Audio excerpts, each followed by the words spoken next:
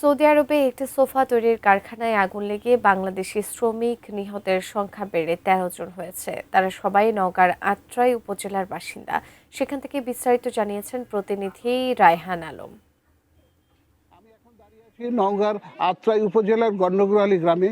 এই গন্ডগোয়ালী গ্রামের একই পরিবারের দুই সহোদর অগ্নিকাণ্ডে নিহত হয়েছেন এবং এই গ্রামে 4 জন মারা গিয়েছেন এবং তারা সর্বশেষ পরিবারের সঙ্গে কথা বলেছেন 12টা থেকে 1টা পর্যন্ত।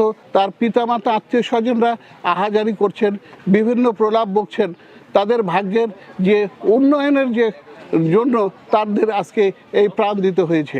তাদের পরিবারের দাবি তাদের যেন লাশ তারা সরকারিভাবে তারা এখানে নিয়ে আসতে পারে, স্বজনদের কাছে যেন লাশগুলো তারা হস্তান্তর করতে পারে।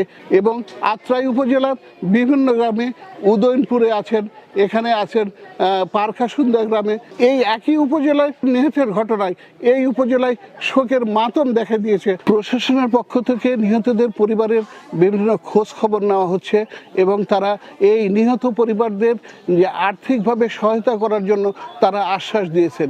এই ছিল সৌদি আরবের রিয়াদের অগ্নিকাণ্ডের নিহতের ঘটনার সর্বশেষ খবর।